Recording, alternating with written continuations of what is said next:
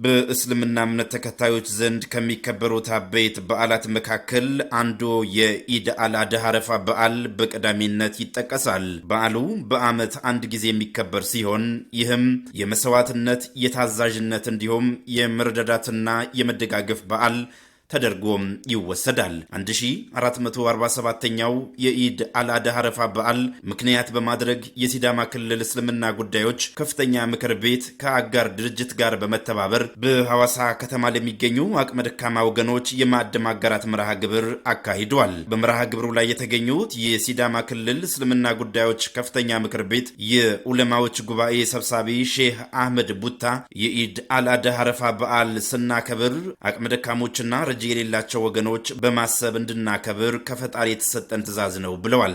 ፈጣሪያችን የሚንገዛበት ዋና ነገሮች ውስጡ አንዱ መተጋገዝ መተዛዘን ነው እና አላህም ወተዓወኑ ዐለል ብሪ ወተቅዋ ወላ ተዓወኑ ዐለል ኢስሚ ወልዑድዋን ነው የሚለን።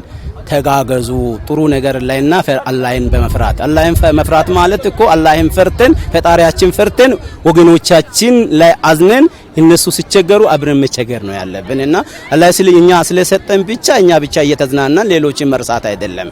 ይሄ እኛ መርሃችን አይደለም። መርሃችን ዋናው ማንነትና ወይም ሰውነትን መጠበቅ ነውና ሰው ሲባል ሰው ነውና ማጣትና ማግኘት የፈጣሪ ስጦታ ስለሆነ እኛ ካለን የሌሎች እያካፈልን እየታዛዘን የተቸገሩችን እየረዳን ያኔ ነው ደስታችን በጣም ሙሉ የሚሆነው። ድጋፍ የተደረገው እስላማዊ ማህበር ከሲዳማ ክልል እስልምና ጉዳዮች ከፍተኛ ምክር ቤት ጋር በመተባበር መሆኑን የሚናገሩት የሲዳማ ክልል እስልምና ጉዳዮች ምክር ቤት የዳዋ ትምህርት ስልጠና ዘርፍ ኃላፊ ኡስታዝ ሙክታር ሙስጠፋ ናቸው። በዚህም የተለያዩ የምግብ አይነቶች ድጋፍ የተደረገ ሲሆን አጠቃላይ ከ5 ሚሊዮን ብር በላይ ወጪ እንደተደረገም አብራርተዋል። ከሁዳ ማህበር ጋር በተባበረን ዛሬ ለ1000 አቅም ደካሞች ማዕድ ማጋራት ስራ እየሰራን እንገኛለንና ዱቄት አለ፣ ሱካርም አለ፣ ሩዝ አለ፣ ዘይት አለ።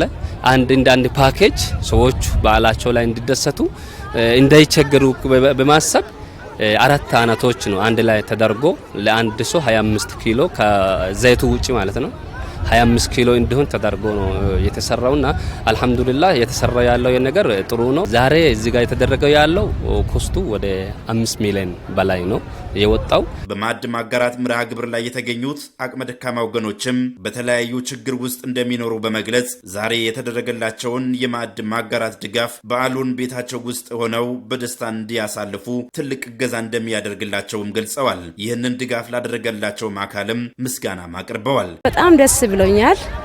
ምንም ነገር ልጆቼና እኔ ባዶ ኦና ቤት ነበር እና አላህ ይስጣችሁ ይሄን በማግኘቴ ተደስቻለሁ።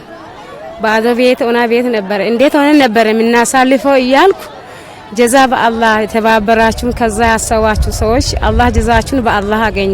የቲም ልጆች ይዣለሁ 4 ልጆች አሉኝ። ምንም መለኝም ይሄን ማግኝቼ ልጆቼ ጋር ስለተደሰትኩኝ በጣም ደስ ብሎኛል። በጣም እጅግ አድርጌ ይሄንን ዝግጅት ያዘጋጁትንም በአላህ ስም አመሰግናችኋለሁ ላለሁኝ። በዛም በመቀጠል ይሄ ላደረጋችሁን ድምቀት ማለት ነው ከፍተኛ እኔ ባልወስድም ወደዚህ መቅረቤ ደግሞ የመጀመሪያዬ ነው።